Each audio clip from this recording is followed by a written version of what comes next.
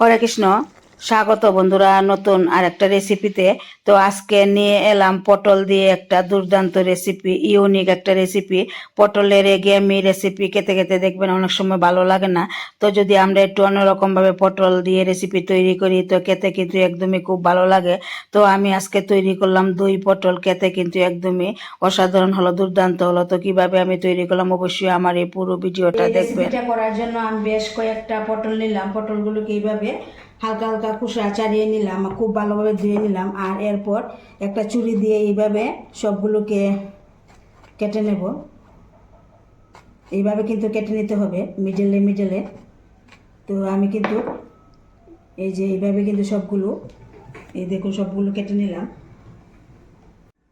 তো এবার রান্নার কাছে চলে আসলাম। তো পটলগুলো দিয়ে দিলাম। এবার পরিমাণ মতো লবণ, পরিমাণ মতো হলুদ দিয়ে দিলাম। এবার খুব ভালোভাবে নেড়ে চেড়ে এখানে পটলগুলো ভেজে নিতে হবে 2 থেকে 3 মিনিটের মতো। তো এবার ঢাকা দিয়ে রাখলাম সেদ্ধ হওয়ার জন্য। তো এই রেসিপিটা করার জন্য লাগবে বাদাম, কাজু বাদাম। তো আমি শিলনোড়াতে দিয়ে দিলাম। তো এবার বাদাম, কাজু বাদাম আমি বেটে নেব। তো এবার ঢাকনাটা তুলে নিলাম। তো পটল এখানে ভাজা হয়ে গেল আর সেদ্ধ হয়ে গেল। তো এবার নামিয়ে নেব।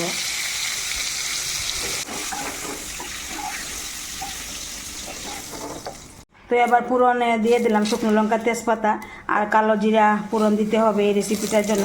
তো কালো জিরা পুরন দিয়ে দিলাম। তো এখানে মশলা আমি নিলাম জিরা, ধনিয়া, আদা বাটা, কাঁচা লঙ্কা বাটা, কাশ্মীরি শুকনো লঙ্কা গুঁড়ো একসঙ্গে আমি বেটে নিলাম। তো এবার দিয়ে দিচ্ছি। তো মশলা এখানে কিছুক্ষণ কষিয়ে নিতে হবে। তো মশলা এখানে কষানো হয়ে গেল। এবার একটা টমেটো পেস্ট দিয়ে দিতে হবে, দিয়ে দিলাম। দিয়ে দেওয়ার পর টমেটো পেস্টটা খুব ভালোভাবে এখানে মশলার সঙ্গে মিশিয়ে নিতে হবে আর কিছুক্ষণ ভেজে নিতে হবে। তো মশলা এখানে ভাজা হয়ে গেল। এবার ভেজে রাখা পটল দিয়ে দিলাম। পর মশলার সঙ্গে পটল খুব ভালোভাবে মিশিয়ে নিতে হবে আর কিছুক্ষণ ভেজে নিতে হবে। তো খুব ভালোভাবে কিন্তু এখানে ভাজা হয়ে গেল। এবার জল দিয়ে দিতে হবে পরিমাণ মতো।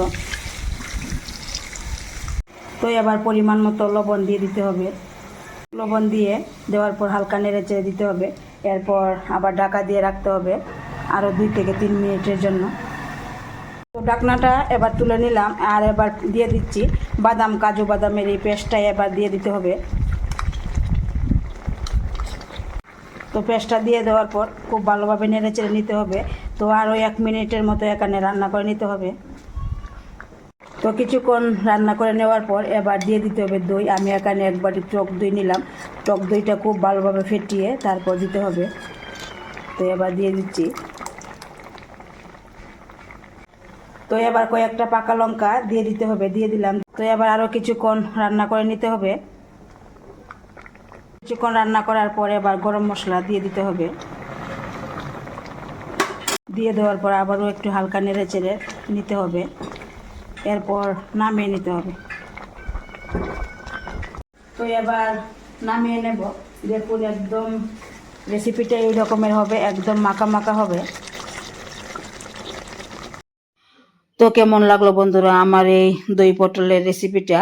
যদি আপনাদের কাছে ভালো লাগে অবশ্যই একটা লাইক দিবেন, শেয়ার করবেন। আর আপনারা অবশ্যই একবার হলে এইভাবে বানিয়ে খেয়ে দেখবেন, খুব ভালো লাগে।